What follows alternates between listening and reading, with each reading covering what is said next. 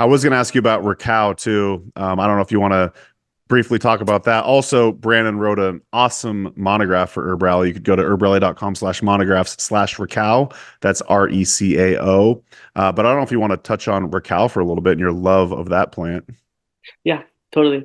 So Recao is basically it's usually called Culantro Mm, by in more English speaking places. And it has a lot of different names throughout the world. And I think that it's compared to cilantro, but I think it's a lot stronger. It has more of like a depth of flavor. And it just has it's a totally different plant. It's not even related to cilantro, but it really does taste exactly like that, but a lot stronger. That is a very key ingredient in a lot of Caribbean cooking in what's called sometimes just a Caribbean green seasoning in the Caribbean. And in Puerto Rico, what's called sofrito. Sofrito is mm, basically cacao, onions, garlic, ají dulce, which is like a type of small sweet pepper that doesn't really have any heat to it. Um, and plenty of other things, just depending on who's making it, but that's the basis of it. And so those four ingredients minced, chopped up, blended together, fresh, and then added onto the oil that really like gives a lot of flavor into the dish. It's very prominent as a culinary herb in that way, but it also has a lot of history being used medicinally. It's a so Eryngium foetidum is the Latin name of it. It's a kind of basal growing plant where the leaves come out and the flowering stalk comes up. It's like less than a foot tall usually.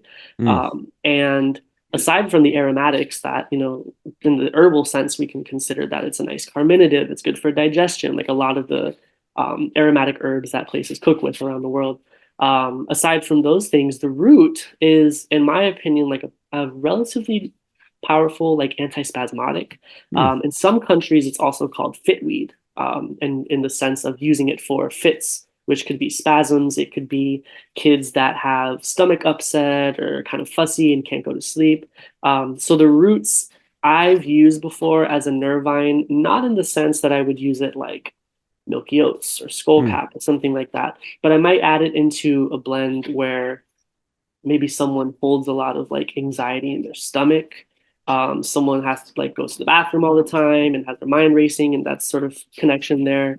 And it has a lot of history being used for that too, usually boiled as a tea or given to kids specifically Mm. as the main form of medicine for it. And it's a really easy to grow plant. It'll reach maturity and give seed and be ready for continuous harvest in like 2 months.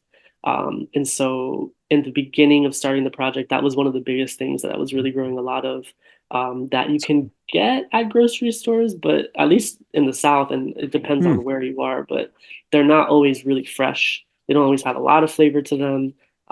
And so, growing it fresh is like yeah, it's the best Are way to they go. calling it Recao in grocery stores too? Or It depends. Culantro? So Yeah. like in Charlotte, we have this place called Compare Foods, which is a Mm. lot of like Latin American things or Caribbean things. They'll write like Recao on it, or they might write Culantro. Those are the two main ones. Things like Fitweed, not really. Shadow Benny is like what it's called in like Trinidad and Tobago. They don't really call it that in grocery stores. But I guess it just depends on where you are. One of the reasons I love herbalism is because you could never be bored. I remember when you first approached me with this monograph, I was like, holy shit, I've never heard of Recao before. And it's always, I love learning about new plants. And it's just now hitting me like, do you know if there's any sort of like language connection to cacao and Recao? Because it's both ends in CAO. Do you have any idea about that? I don't.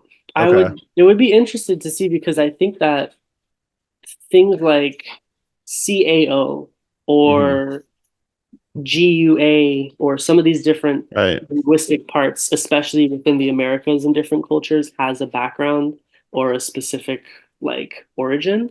Um, but I don't know specifically for that one. Okay. Now that you said it, I'm like, I thought of that before, but it hasn't been that big for me. But I'm going to research it until I find out. So I'll get All back to right. you. Yeah, we'll have to hear about that in the part two.